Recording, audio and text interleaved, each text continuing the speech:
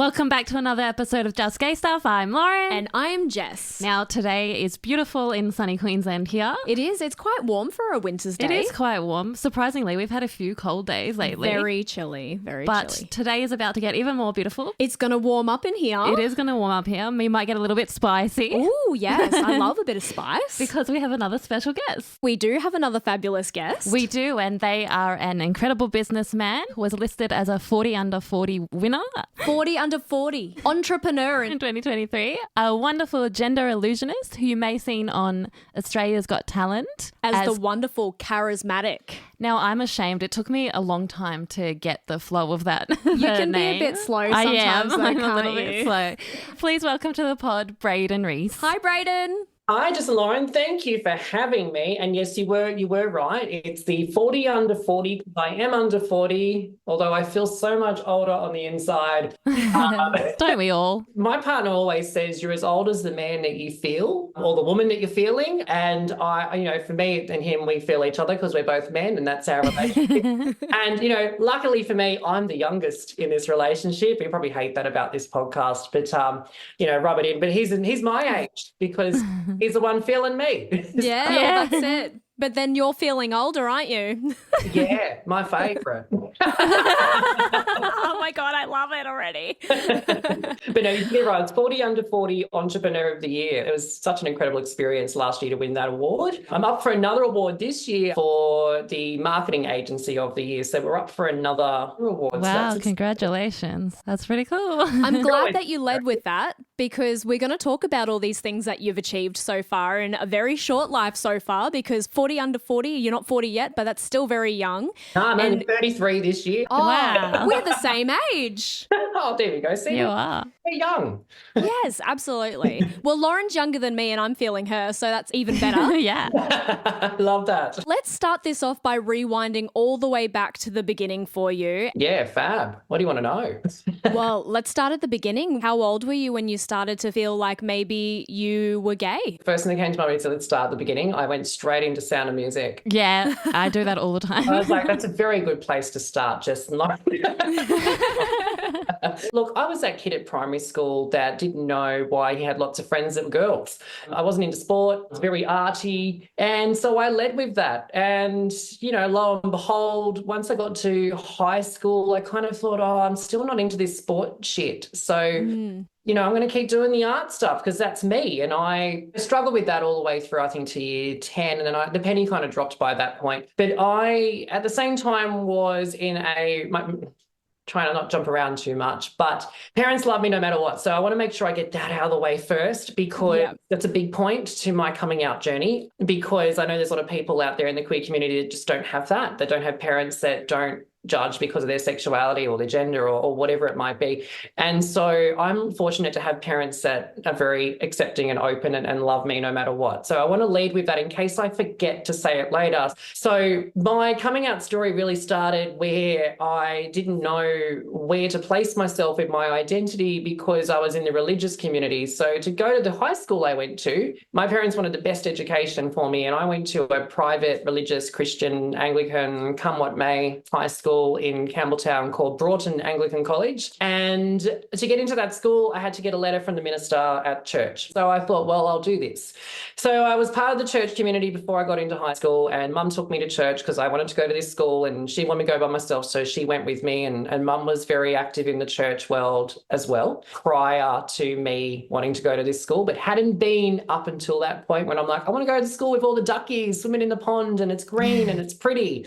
Didn't want to go to the sports school where it was scary because everyone fair. Didn't shave or didn't look after themselves. It was a very rough area in Campbelltown with that school. It was either Ambervale High School or this private school that, was very pretty and everyone was wearing a suit. And I was attracted to the glamour of it first. But it was the opportunities that came from that as well. So mum and I went to church. got the letter from the minister, went to the school. I became very actively involved in the church. So I became a youth minister because I just thought, well, maybe this is a way I can give back. I was really heavily into the doctrine at that point, and I thought I was really helping people. And at the same time, while I was going through high school and learning about myself, I was like, well, I'm different. I'm not fitting in here. I knew I was different before I got here and before I did the church stuff, but now I'm realizing I don't fit this narrative of the Bible. I'm reading this book that says it's Adam and Eve, but where's Steve? Or, where's Eve and Evelyn? Like there's no gender diversity here. And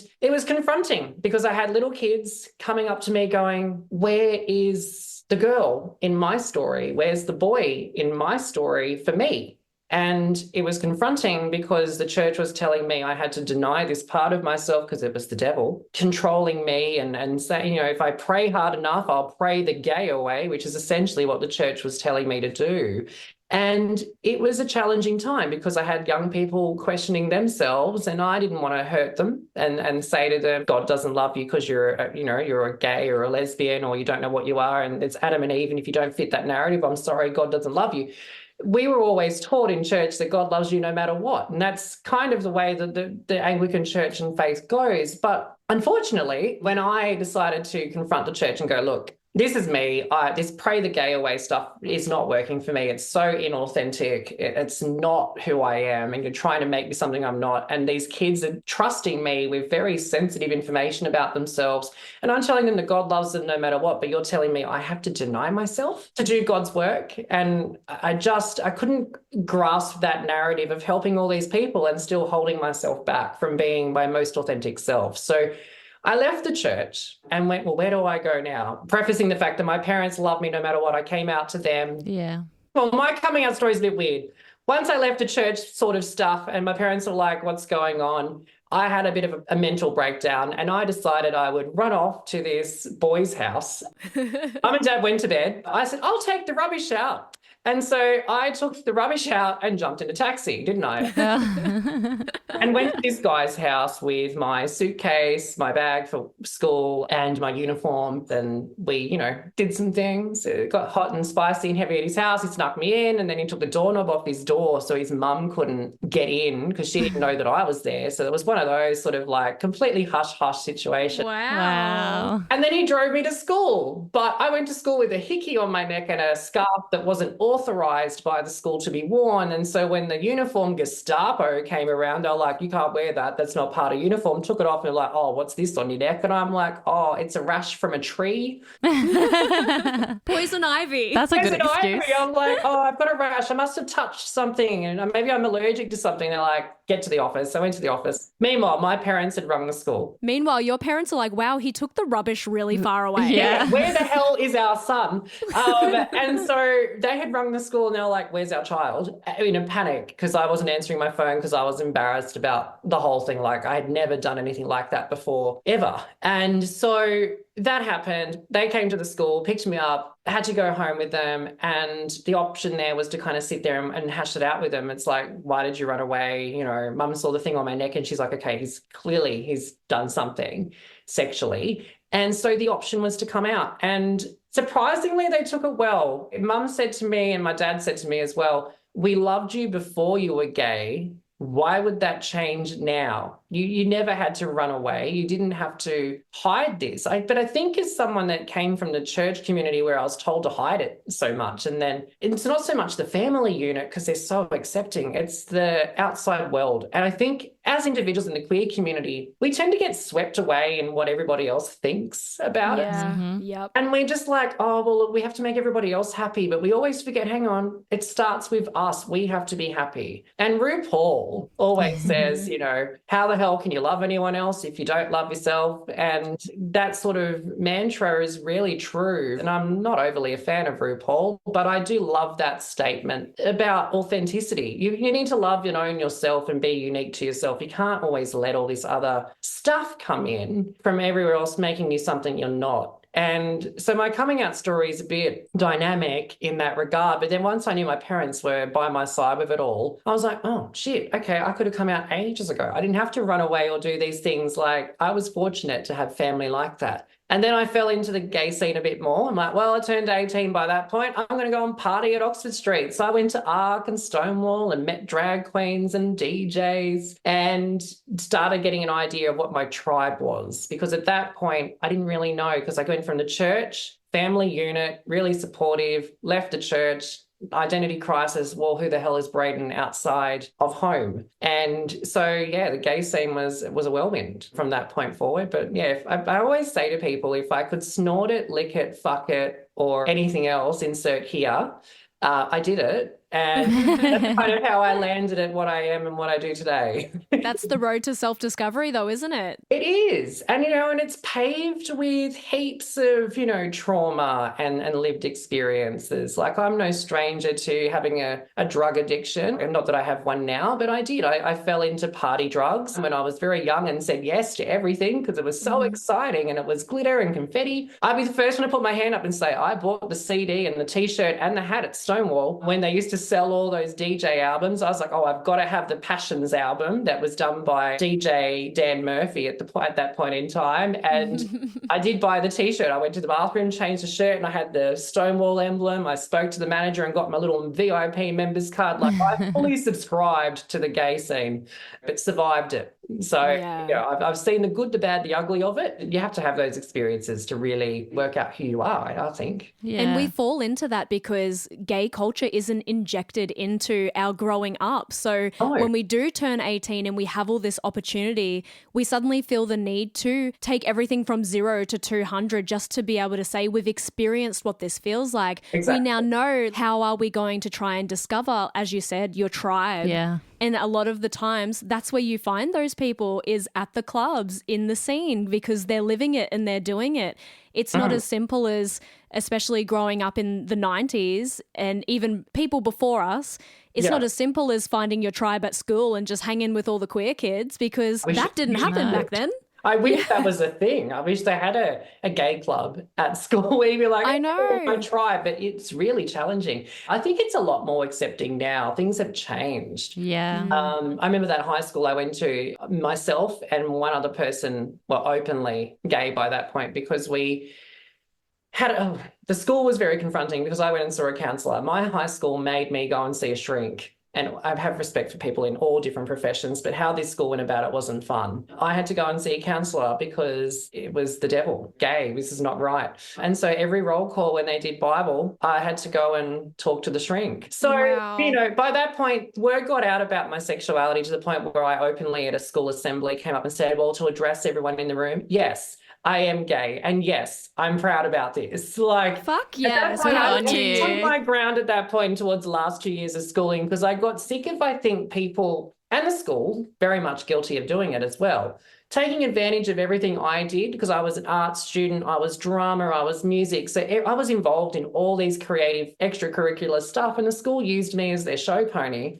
but then were embarrassed by my sexuality. And I'm like, nah, fuck that. I'm going to own this, and I'm going to, you know what, you want to use me? Well, use all of me or none of me at all. There's none of this pick what you want situation. I love that. Take me as I love that. You owned your truth. Yeah, absolutely. And by that point, I got to that, it's the last 2 years of schooling for me. And I'm in the same, I guess, ilk as both of you, because we're in our 30s. Well, you're feeling each other, so someone's in their 30s. Unfortunately, we're both in the 30s bracket, so that doesn't change.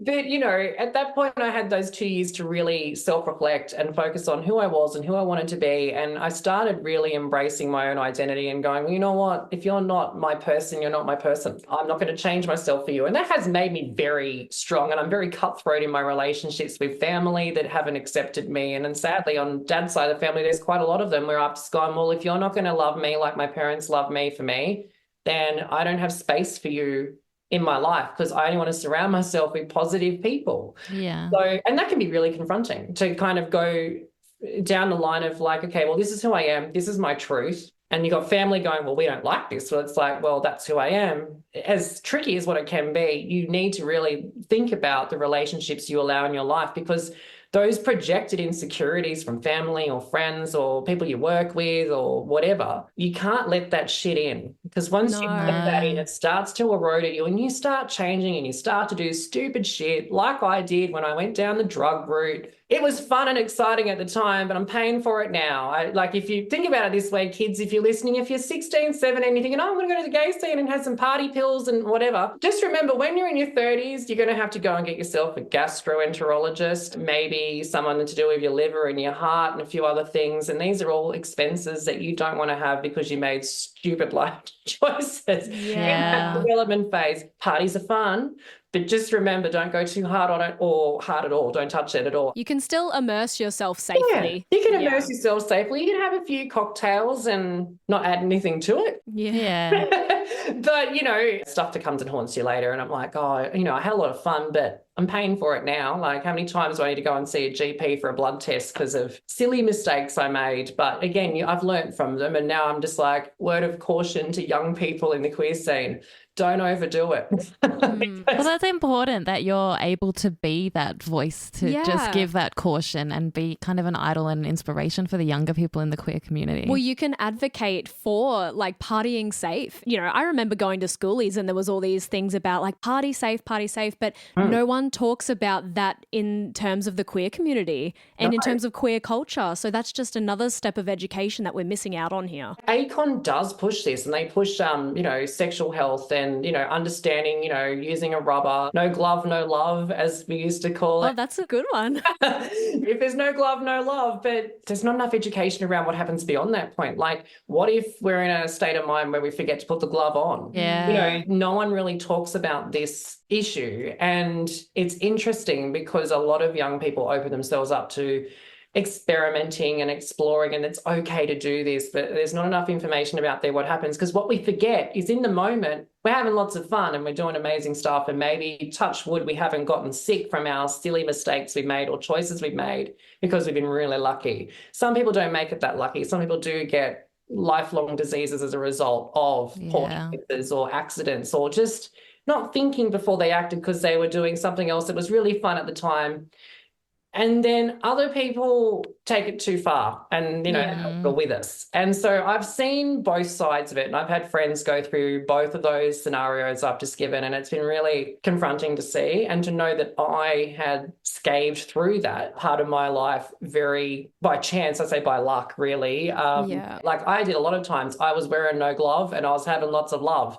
And in those moments, I probably could have caught something or gotten sick, and I didn't. When you're young, you think you're invincible, and I did. Yeah. Oh, I'm young, it won't happen to me. That's only an old person's thing. You know what? The amount of 78ers I spoke to through my early life in the gay scene, and this kind of probably pivots towards a bit more of my background in this, is that when I entered the gay scene fresh out of the church, I thought, well, I do things I operate a million miles an hour.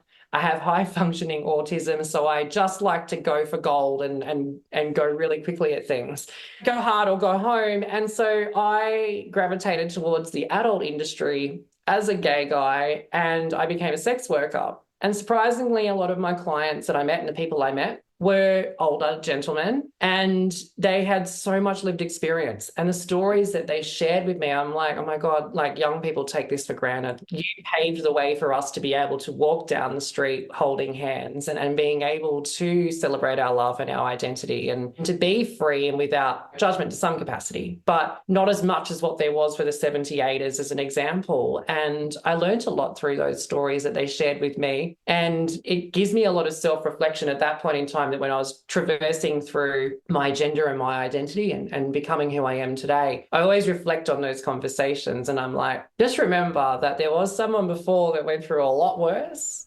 a lot harder than us, and respect the fact that we shouldn't really stuff with the narrative for our own community, because we do kind of slip through the cracks of a lot of things. And I think when we start eroding away the path that's been paved for our community by people before us, we should respect that and not, rock the boat too much and then have things taken away. Yeah, that's true. It's funny, that kind of goes into what I had this conversation with Lauren and my mum yesterday, actually, because we had gone to a press day and we were listening to a lot of other people's lived experience. And this podcast is probably the most that I've ever immersed myself into queer culture and the queer scene, because I kind of felt like I wanted to be one of those people that didn't rock the boat. I wanted to be not part of the reason people don't like us. Like, I didn't want to be a marching gay because I might be part of the problem, when really that's my truth. I am this person. I can't change that. I want to live unapologetically myself, but then I'm still going, oh, well, I'm not going to go to this just in case someone that I know has a problem with that, and I don't want to add to the reason that they dislike our community. I need to change that mindset. And I think this podcast has done a lot of that. But it's like, you do have to be so careful because, you know, you don't want to add to the negativity of the community, and you always want to be part of the positivity. And that's a hard push and pull, especially like what I think sometimes. Yeah. And it's hard to pull yourself out of that too. It's like, what is the right thing to do and what is the wrong thing to do? Because I want to be genuinely myself and genuine for my community, but I don't want to rock the boat. Exactly. And it's hard because there's no information out there that guides that process for everyone. And everyone wants to be unique in their own selves. I think when people rock the boat is trying to be too much like someone else. I think that in our community, what I find the most toxic thing about the queer community is that when we're young and we're trying to find our tribe, we emulate too much of one person, or we gravitate too hard to one thing. Case in point, drag queens. Now, I am a drag queen. I don't dabble in the gay scene as much as the party queens or the club girls do. All credit to them. They've got more stamina than me. I like to do my weddings and hens parties and corporate gigs and take it off and call it a night. Girls that do it 3 nights a week or hop clubs up Oxford Street, kudos to you girls. Love your stuff. Not for me. I think I could do a couple of shows, but because I sing live, I gas out quite quickly. And, you know, I want to be 100% every time I perform. Lip sync queens have it so much easier than us live singing drag queens. We need good sound, good lighting, and lots of water, because when we drink alcohol, sometimes it fucks our voice. Yeah, you're not wrong. I always say, if you want me to have a shot, I'll only sound better to me and no one else. Yeah, exactly. And people are like, why aren't you drinking? I'm like, I can drink after the show, but as soon as I pop alcohol in here, game over. Like, you want me to hit those high notes? Like, how hard do I have to squeeze my own balls to get, like, you know, we're not trying to do that. We want to do it naturally, but it does help that I've got a great partner that's very satisfying in bed, and those high notes sometimes come much more easily than others. But it is interesting because I find that a lot of performers, and whether or not this is something I'm still yet to work out myself, but not that I'm not judging this, but from outsider looking in or insider looking in as well, I find that a lot of people can't switch off from being their performer self and their real self. I find that some people gravitate into performance or the queer community and become a drag queen, and then they wash the makeup off, but they're still the drag queen. You know what I mean? Like, yeah, drag queens that can turn it on and that's their character in drag. Like, for example, myself as Braeden right now, very different to Kara Zmatiq, who is very flamboyant, which is my alter ego in drag, and is warm and bubbly and exciting. I'm very black and white and direct and somewhat confrontational on topics I'm passionate about. Kara Zmatiq is just flying the flag for equality and acceptance and good times. Yeah. Very different between the two sides of me as a performer. But I find that a lot of people they get stuck along the way. They're like, oh, well, I'll stick to this group because it's accepted me, even though it's not really for them, or they're not really accepting them. It's like you've changed yourself to fit that narrative, and then they get stuck in this pattern, friendships and things that aren't quite real friendships. And I've experienced it, where I made friends with drag queens in Sydney and it didn't go too well. They tried to do the whole drag mum thing to me, and I'm like, no, I want to learn on my own terms. I don't want to be owned or stamped a brand from someone else.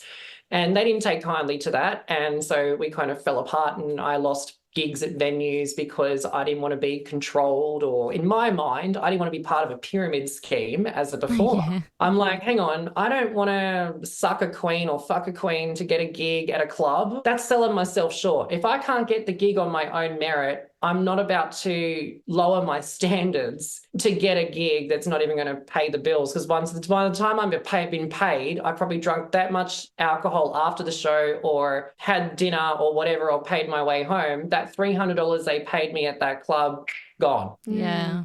It's about, I guess, realizing your self-worth. And I think a lot of the time young queer people fall into that space of undervaluing themselves and trying to match their value to someone else. And I see that pattern quite a lot in the queer community. And it's kind of why now when I move away from it, which I do, because I'm not heavily involved in the queer community, I'm a queer guy and my partner and I attend queer events and we participate in fabulous podcasts like this. Yeah. But we kind of sit from afar and watch and we're like, oh, I remember when I did that. And if I see people about the trip and fall, I'm like, hi, my name's Braeden. Do you mind if I just quickly just want to let you in on something, or can I buy you a drink and we can have a chat? You look really interesting. You look fabulous. And I always try and dive in and kind of steer it away from what could be a problem, because I can see the warning signs of a lot of people and I'm like, oh, if I just wish if someone said to them, be careful, they'd have a much better journey. Yeah. That's really important that you're able to play that role, to go up to someone who didn't necessarily know that there's warning signs going on, but you're able to play that pivotal role and tell them, hey, I'm here for you. And it doesn't happen all the time because I don't go out a lot, but when I do go out, I'm like, oh, this young kid, and they'll come over and they're like, oh, they try and hit on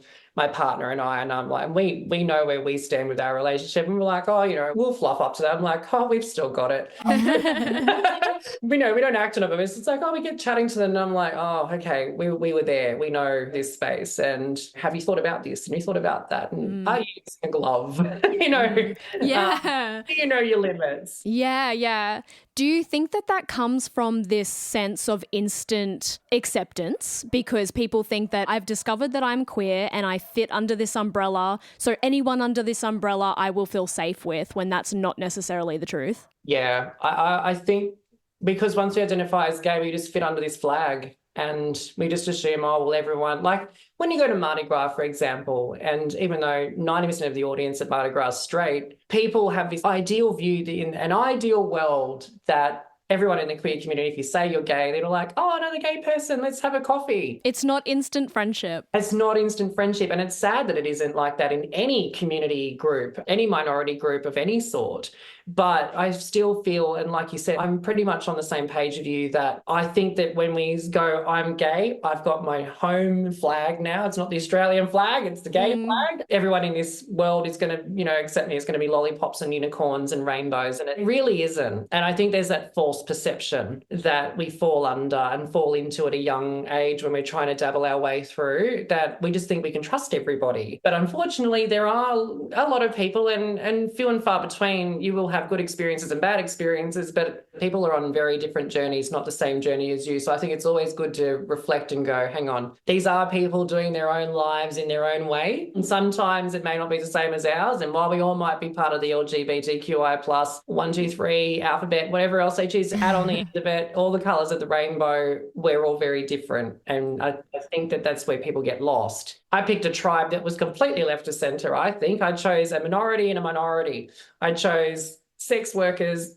that were gay in the gay scene, like in the like I went from church to like one extreme to the other. But it was an interesting journey because there was so much lived experiences that were shared with me. And so that's why I look at things probably a lot more objectively now than what I would have if I had have just, I'm just going to have a few cocktails and hang out with the drag queens and make that my tribe. I think it's really good to step outside of that and go, okay, well, what else is in the queer community? Go and explore, but just be aware of who you are and who you want to be, so you don't get pulled into multiple directions and start fragmenting who you are. Yeah. And it sounds like you were always pretty aware of who you were as a person. I was going to ask you, when you were doing your youth minister work and you had the religious sector saying, oh, you should be this and you shouldn't be this. Yeah. Did that ever waver, like how you felt about yourself, thinking maybe you wouldn't be accepted? Or were you very headstrong saying, no, I know who I am and I feel very strongly about this and how religion is trying to make me feel about myself? Did you ever let that waver, or were you very headstrong the whole time? No, I wavered because I was in a community that I thought, well, maybe this is wrong. Maybe they are right.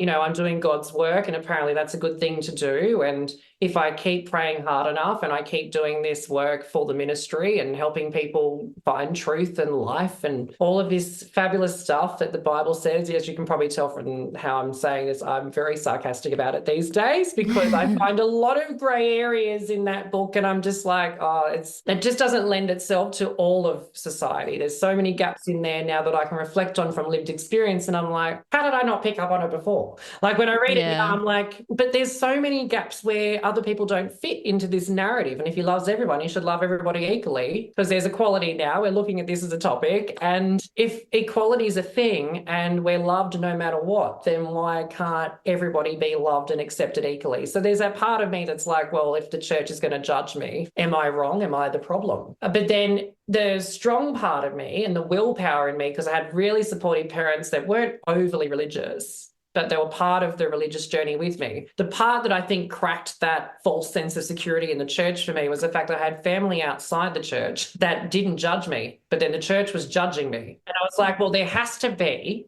people outside this narrative and outside my family narrative that also don't judge me. And I think that's where the wake-up call was for me, that the church was not a safe space for me at that point in time for my understanding of myself and my sexuality and who I wanted to be and who I knew I was, because it was trying to change me and the world outside said, just be yourself. Especially when your home base was telling you be yourself. Yeah. And that's so important because, as we mentioned, not everybody has that supportive home base.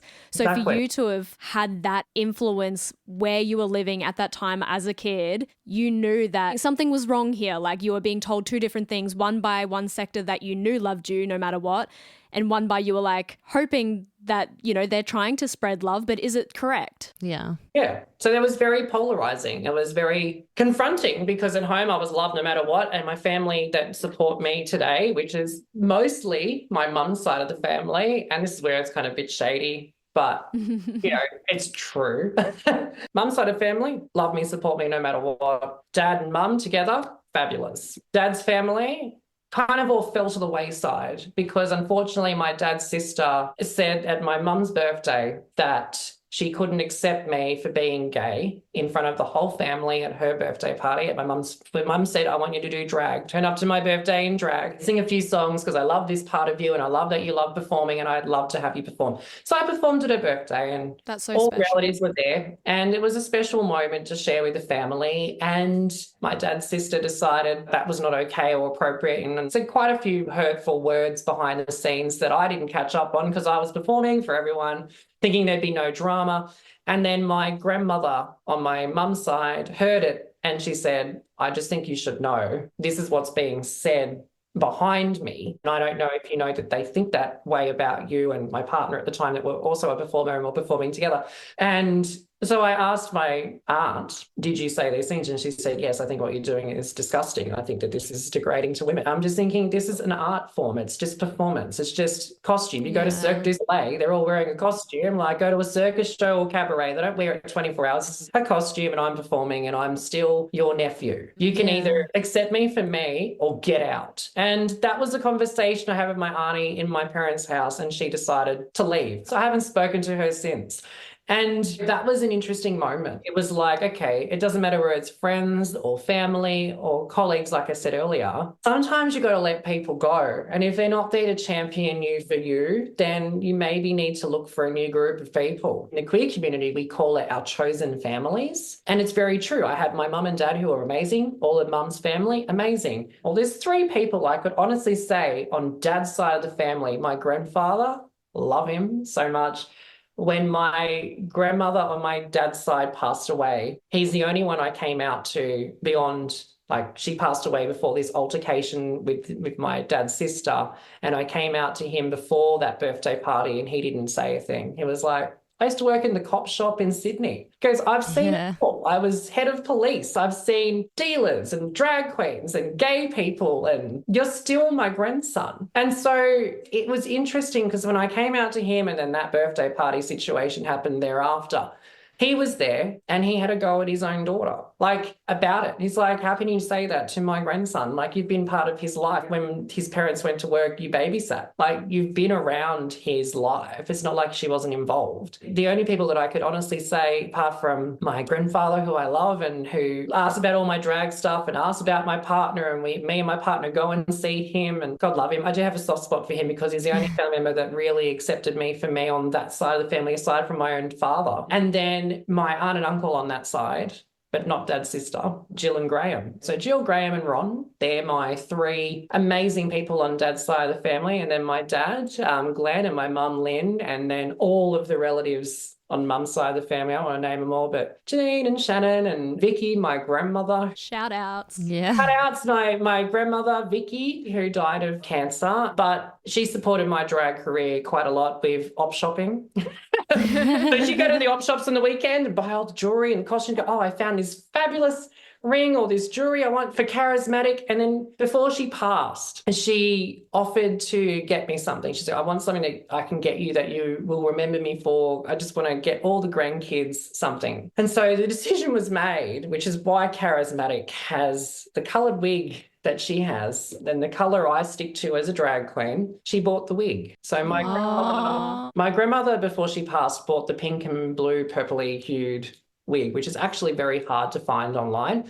We managed to buy 6 more of them because the one that she got me, it's been worn, but I haven't thrown it out. I've managed to find multiple versions the same, and I've had my partner, who's a hairstylist, fix them all. Many, many different updos, down, permed, whatever. They've all been restyled. Amazing. I haven't changed my colour scheme and things out of respect for my family that supported me and were part of that journey. That's beautiful. Yeah, so special. And she bought that wig for me, and that was what she wanted to do. And we sat down and we literally went through all these websites, and we chose the wig and we chose the colours together. Yeah, it's a soft spot for me because when people ask, why doesn't Kara Zmatiq ever change her wig or her makeup? It's because I have utmost respect for integrity and family and for acceptance and identity. And Kara Zmatiq's identity is the colours that Kara Zmatiq wears because it was chosen by my grandmother. So, that's really beautiful. Yeah, that's such a brilliant story to be able to share with people who do ask you, though. And like, it's an ode to your gran every time you get to bring it up. I love that. And that kind of brings me to my next question, I guess. We've spoken a bit about Kara Zmatiq and you've told such a beautiful story, but I wanted to know, when did you first start drag? I've been doing drag now for 12 years. Wow. I realise I've been doing it that long. It's over a 12-year period, but like I don't do gay scene stuff where I'm constantly performing every Wednesday, Thursday, Friday. So like I'm not a club queen. You're a busy man otherwise anyways. I've started off doing drag in Sydney, and then I moved over to Newcastle Central Coast, and I had a stint there in a couple of the local venues, then pivoted into charity and non-for-profits. Then it got me onto Australia's Got Talent at that point, and my parents were there. Like I said, you know, the stories there from coming out to drag, they've always been part of the journey. And they were part of that journey with me. You know, they were in the video. If you ever get to watch the footage, it is online. I think I put the video on my website and stuff. We watched it. We've seen it. We watched it. Tearjerker. Yeah, absolutely. But, side note, Mum became a meme. It went all over. She's like, oh my God,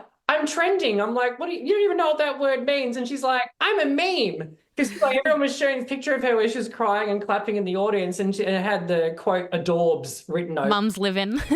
She was a celebrity. It was good fun, but being able to be on a show like that, and that show is so curated, it's not funny, to the point where even entering the venue, walking upstairs, hi, welcome to Australia's Got Talent, what's your name? All that sort of shit that they did on that show. We had to walk up those stairs 12 times because they're like, oh, no, sorry, you're too far to the left. Do it again. Oh, too far to the right. And Mum's like, I didn't realise it was so fake. Curated. Reality for television. TV is not real. Yeah. Mum's like, I'll never do reality TV again. But you know, because they drove up, I got flown because I was a contestant. Mum and Dad weren't going to come. And then they decided to drive and surprise me. And then the producers were like, oh my God, your parents are here. Would they be okay on camera? I'm like, well, as long as you don't make them do anything that they don't want to do. I said, because they're not unpaid actors. And that's exactly what they'll tell you. Yeah. And so they came for the journey, and then they became part of the footage. But people don't understand that thousands of people audition. Hundreds get whittled down to the short list. They take 150 or a couple 200 plus people go to Melbourne, where it was shot in 2016 when I did this. And because it didn't go out to 2017, but I was filmed in the end of 2016. The 100 that goes gets all the 4 yes votes and all that sort of stuff from the judges. Then you get sent an email after you've done it all saying, oh, while you might have got 4 yes votes on this show, that don't mean you're going to get shown on TV, because our producers are now going to choose from the people that got the 4 yes votes who's actually going to get shown on TV and in the show. So then that 100 plus people that got 4 yes votes gets whittled down to 45. Wow. Yeah. And then from the 45 people, they choose 20 that make it onto TV as wildcard contestant or anything else. And so I'm sitting there going, but I just got 4 yes votes. And for like the weeks that passed after filming, I was getting emails from producers. I'm like, congratulations, you've progressed in the queue. And I'm like, oh my God, am I going to get shown on TV? Because I honestly thought, like probably most people do, everyone that auditions gets shown. You don't. And not all the people, and there were some amazing people on that show that got 4 yes votes. A guy that played piano, and he's a celebrity cruise guy, and he plays like rockabilly piano, and he plays it with his hands, and he gets his feet and plays with his feet. And that guy was incredible. He got 4 yes votes, never got shown on TV, didn't even like, and I'm just like, some amazing talent doesn't get shown. And so to make the cut that way was really humbling for me, because I didn't know, and now listeners now know that that's how that show works. It was an experience itself, because that show led itself to everything else. Ended up getting corporate bookings and hens parties and weddings. And so that 3 minutes on TV, not only for me when I bawled my eyes out at the end of when I got told you got 4 yes votes, you know, you're moving on. I'm like, woo. It was very surprising and shocking, because at that point in time, I had been subjected to so much ridicule from the queer community as a drag queen for not changing their wig and changing their makeup. And I didn't have validation as an entertainer that we look for from an audience and theatrical community. And so when they said, you've got 4 yes votes, it's a standing ovation, all I could do was cry, because everything I bottled up inside at that point as an entertainer was validated on that stage, because made it all worth it. It made it worth it. Not only did I share that moment with my parents, but that eye-opening moment of, I don't need to worry about what anyone else thinks about me. And that's validation for me and authenticity as an entertainer. So even though with me, I'm very strong-minded, Kara Zmatiq as the performer is a completely different identity for me. And I had never had validation outside my family or audiences I performed at. The queer community and some performers that were quite vicious in the drag scene eroded me to a point where I was very broken. And when I did that show, I was at the tipping point of, do I really want to continue doing this or not, because of how toxic the drag community can be. Getting that validation on stage and everything was quite overwhelming. So I can imagine. Did you always plan on auditioning as Kara Zmatiq, or were you ever going to audition as Braeden? I was given both opportunities. So when I met the producers, because they contacted me on Facebook, I thought it was a scam. I had an email come through going, oh, you want to audition for the show? And I'm like, who the fuck are you and why are you contacting me? So I stalked online to try and find this name, and I worked out the lady that contacted me was actually involved in the show and worked for Fremantle Media. And I followed her up and I said, oh, okay, sorry, I was cut you off at the knees on Facebook, but I thought it was fake. And so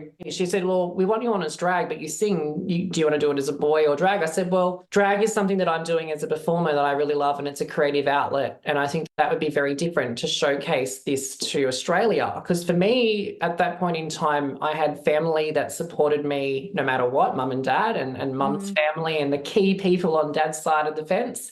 But it was interesting to get the option to do it, because the story that I think Australia needed at that point in time, and the tipping point, which I've seen over the years, because now Courtney Act has gone with the same storyline with his story about his upbringing and his family. But the first story that was ever shown on TV was mine, where they decided to show to Australia, and Kelly Osbourne commented and said, it's so lovely that your parents are here in the audience, because it shows a lot about diversity and acceptance in families in Australia. And she said that she applauded my mother for that. And so Kelly Osbourne made that comment, and it sticks in my mind, because what I wanted to get across with my audition was that this is just art. Sexuality means nothing to anyone other than you as an individual, and identity is really individual, important to you, and family family, and people out there should love their family no matter what, really. And to share that story with Australia's Got Talent and the audience was, that was a tick for me. That was the highlight of the audition, was being able to share that story, because it's something that Australia at that point in time, nothing had been shown about it. This acceptance, identity, diversity, inclusion, all these pronouns and things that have now popped out. Back then, in 2016, it was very much gay was Mardi Gras, that's all you heard about it, and it was very AIDS and HIV. It was all the dramatised illnesses and things within our community, and also the straight community, but, let's focus on the queer community. Yeah. And blame it on them.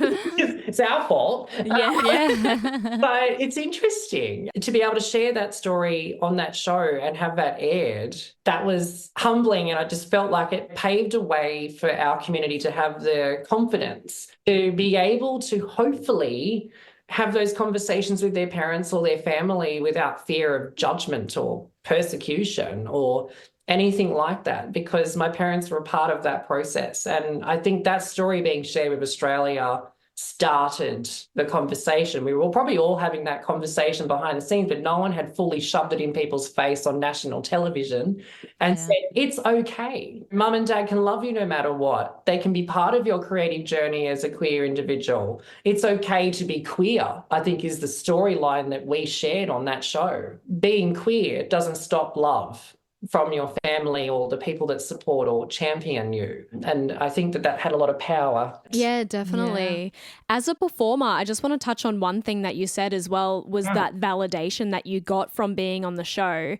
Yeah. And the fact that there's not one way to be a certain something. No. You said you were copping all this flack for not wearing different wigs and not changing your style and not following the same path that other drag performers do follow. But it's very important to recognize that there's not one way to achieve something. Oh. And I feel like we do fall into that blah, blah did it this way, so that's the path I have to take. That's so untrue. It's the most untrue thing. And I think we're starting to learn now that art is so subjective. Yeah. And what we like and what the next person likes is not the same thing. And we don't have to follow in someone else's footsteps and do the same rounds that they've done to get the same amount of validation. That's the one thing that hit home to me with what you said there, because I think that we all believe there's only one way to success or one way to what we want to achieve in life. And it's so not the truth. Exactly. And, just touching on that, I said, I don't think I'd wish my journey on anybody. It was very polarizing. I wouldn't say, oh, yeah, go and tell your parents that you tripped and fell and hit a tree and got a bruise on your neck and, or become a sex worker to understand your sexuality. Now, mind you, though, that was a very eye-opening experience for me and lent itself to my career in marketing and PR and continuity, which is what Kara Zmatiq is, which is when people book Kara Zmatiq, they see the photo and what walks in the door is the photo. Yeah. They look online like, oh my God, she's amazing. They love what they see. They want to see that. Mm-hmm. I think that's where drag queens get it wrong. And this is coming from me as a marketer and a publicist and someone in business and strategy with my company, is that drag is part where I kind of infuse all those elements. And that's where colour and branding and all of that becomes really important. I could do one gig today and not do gig for the next 3 months, just keep recirculating photos. As far as you know, I'm booked and busy. One other thing I wanted to touch on really quickly was that you said you prefer the term gender illusionist to drag queen. Can we touch on that? Why is that? Because gender has no label for me. In drag, I'm obviously a boy in makeup and costuming, but I find the term drag, I don't like it. And even on Australia's Got Talent, I was like, I don't really like the term. I just don't like it because I find that it diminishes the art. It's just a drag. Like I don't really like the word itself. I get it. Whereas I call it gender illusion, it kind of spruces it up a little bit. It's like, oh, it's an illusion, because it is. The art of illusion is the makeup, the costuming, the character we put on as a performer. And I also blame it on my own lived experiences as well, dealing with that part of our queer community. I haven't had the best experience in the drag scene, which is why I have nothing to do with the drag scene per se. I have moved heavily into now the theatre scene. So I've moved into the cabaret, the burlesque, the circus. That's where I thrive the most. It's in the diversity of art, not people's subjected opinions or skewed views on what one drag queen should be. Yeah. Hence why I'm not a big fan of certain drag queens out there with TV shows that try and tell certain performers that they are not good enough because it's not the narrative of that performer or a subjective opinion. I hate drag shows where drag queens judge other drag queens. And while I was a guest judge on the First Nations drag queen competition for World Pride, I wasn't judging it based on everyone looking different to me. What I was judging it on was conviction. When you performed, did you sell a story that I was like, oh my God, this person connects with that story. I can feel it. I can breathe it. Yes. Because as a performer, that's what I like to do. Yeah. My art's not based on my costume, my wig, nothing changes. And, sorry, drag queens out there, but it's never going to fucking change. I'm sticking to my colour scheme and I know who Kara Zmatiq is. And I don't have to change myself because the audiences are bored, put it that way, because you can't keep doing the same routine day in, day out. I still have to learn 300 songs, and I do. I've got heaps of songs in my repertoire and heaps of different costumes, but the uniform stays the same.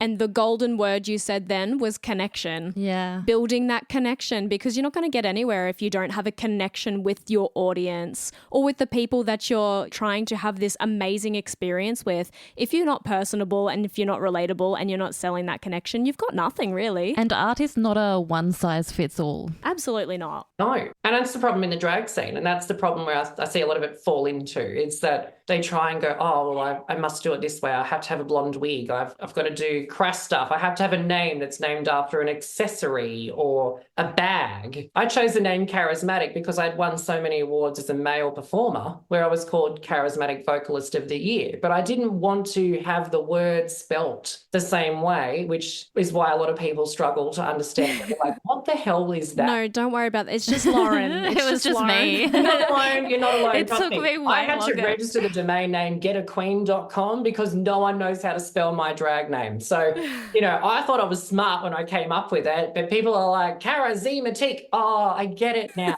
Yeah, it took me a second, I think, after a few of our email correspondence. And there was one moment I was sitting there and I went to Jess. I was like, oh my God, I get it now. And she's like, what? And I was like, Jesus, oh. it took you that long? Got to say it really fast. Yeah. Well, we've spoken a lot about all the things that you've done and all the things that you've achieved, but what's next for you as Braeden and as Kara Zmatiq? Kara Zmatiq's really busy with cabaret shows. So interestingly, I've combined my passion in business and marketing and identity. And one thing I reign true on, which is even on my business card, is unapologetic authenticity.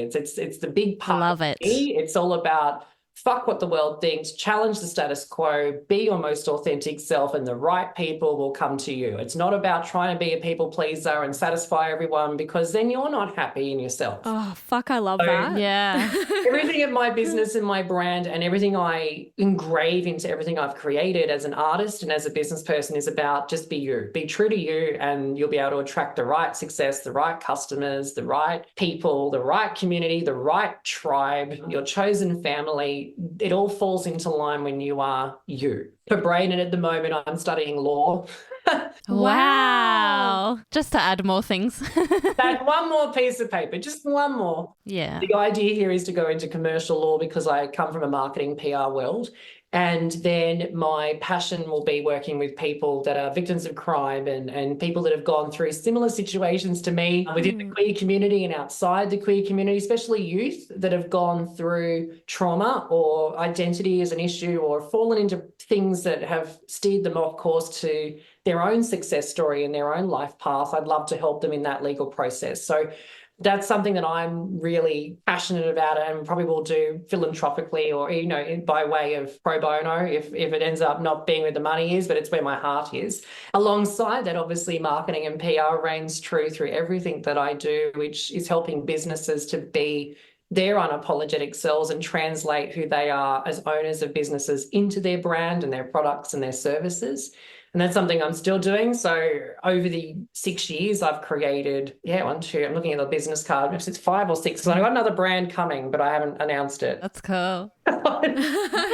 See, continuity. Yeah, Love look at it. the jacket. I love Fancy. it. So as a business person, what I do with businesses worldwide is go through their business plans, work out their strategy. I think a lot of people, what they tend to do is they fail to plan, which inevitably is planning to fail. And as a result, they just plug holes and all they do is have a sinking ship that eventually just cracks in half like the Titanic and goes down. So the idea there is to help people connect their authentic selves to their companies and manage their marketing and PR through that growth phase so they can help together, we can help them reach their potential, which is what we do with my company Axis, which is all about living life and doing business on the axis, which I believe that with my lived experience and my story makes a lot of sense as to being the drag queen, former escort to successful business person. But soiree cabaret is where Kara Zmatiq is heading. It's amazing. It was me and an old, no, I shouldn't say old, I don't mean it that way.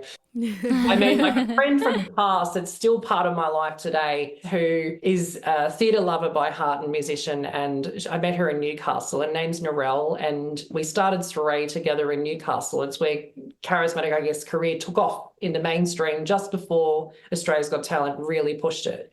And we did all these cabaret dinner shows across Newcastle and it went really, really well. And she was my MC and we worked together on putting these shows together, just her and I. And it's evolved now with her as a performer still these days because she's kind of retired but still in the game if I ever wanted to call on her for a show.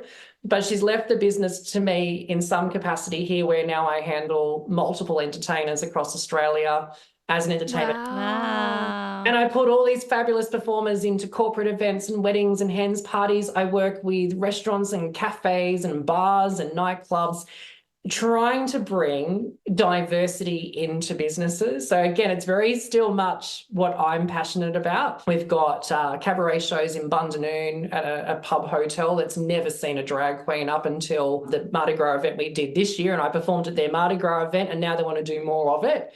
And it's had such a success with the queer community because the queer community out here in the Southern Highlands corridor, which is kind of between Wollongong and Canberra, there isn't a lot for them. There's a community, but it's like, well, we have to go to Sydney. So Yeah. what I'm doing is creating shows and opportunities. And so as Kara Zmatiq, I've met these venues. I'm like, let's work on some shows together. So I've got burlesque performers and strippers and dancers and contortionists and aerialists and just some amazing diverse talent from within the queer community and outside the queer community that are advocates and family, like supporters of our community. And we're all working together to create shows and produce season 2 of them. Collectively, me and my alter ego are doing amazing things in the theatre space with that. So that sounds amazing. Yeah, I love that.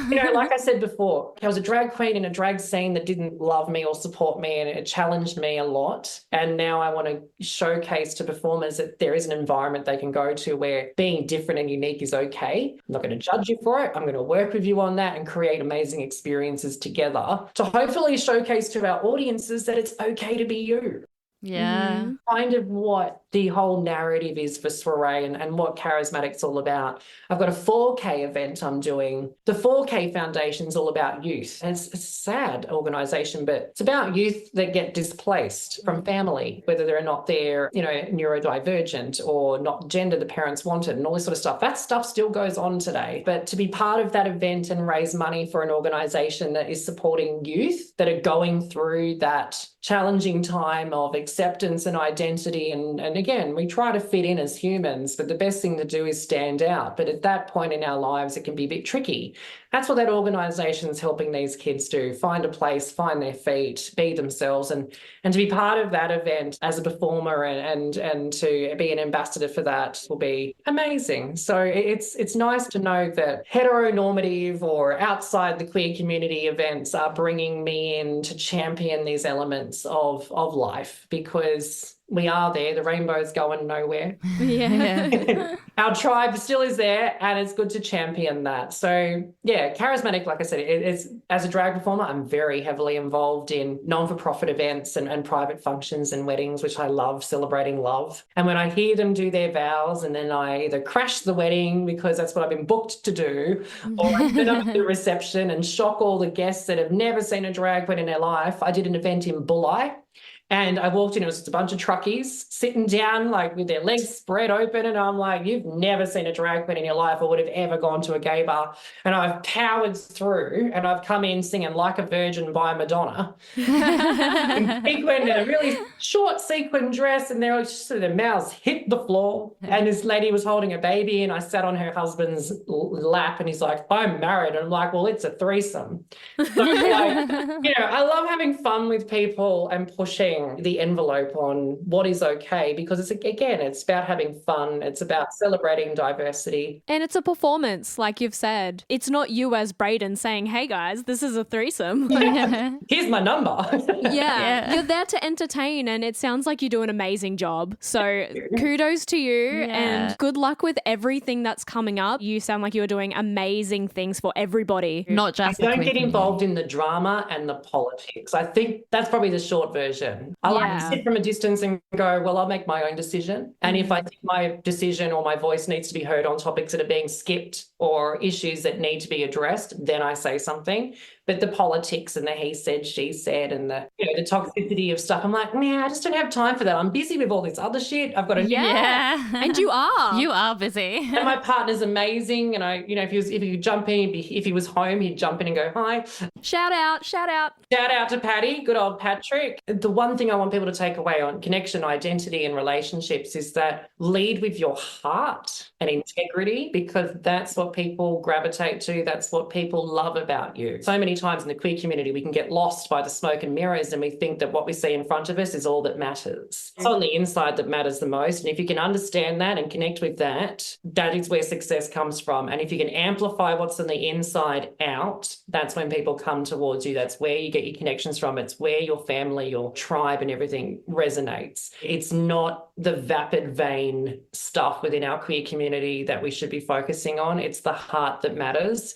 And I can honestly say that my relationship now, my relationship with the family that I've chosen and my family that I have that love and support me, it's about the connection, genuine love and care and passion there that we all share for each other. Yeah, listeners, take that to heart and keep that in the back of your mind next time you meet someone on Grindr or Bumble or Tinder, or you're out at a club and someone offers you a drink. Have a chat first. Maybe a couple hours of conversation before we show them our jock straps and G-strings. Maybe you need to have 2 or 3, 4 dates to make sure that that is your person, and you'll be able to work it out really quickly. But lead with the heart and never be afraid to be your most unapologetic, authentic self, because that's the best version of you. Wow. I think that's the best kind of advice to close this conversation I don't know how we can top that. That is such amazing advice to anyone listening to Braeden right now. Oh my God. Thank you so much for joining us for this chat. Thank you so much. I feel inspired now. I do. I feel so inspired. And thank you for sharing your journey. Thank you for sharing the hard parts to talk about and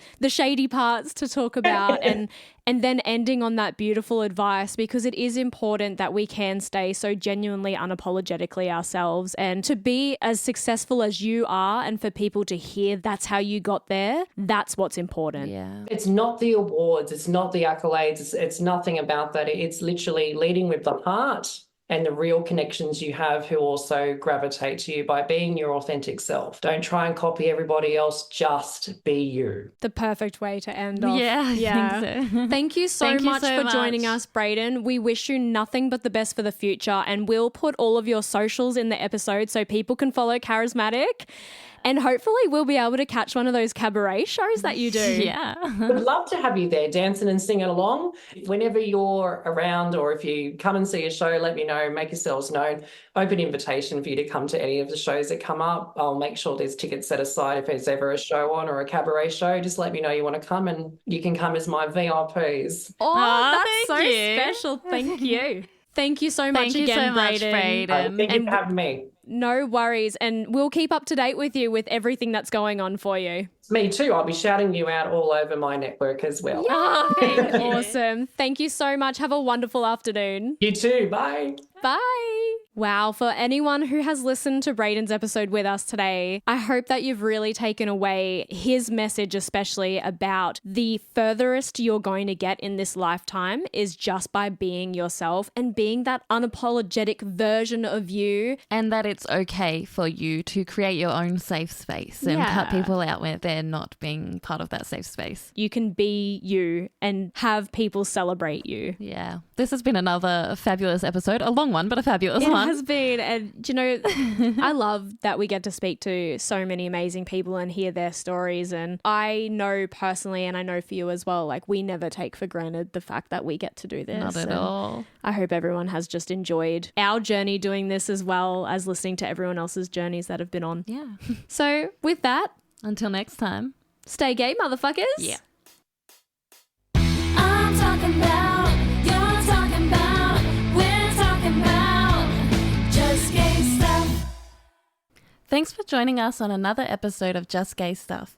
Make sure to follow us at Just Gay Stuff Podcast on all your socials and write to us with your stories at justgaystuffpodcast@gmail.com.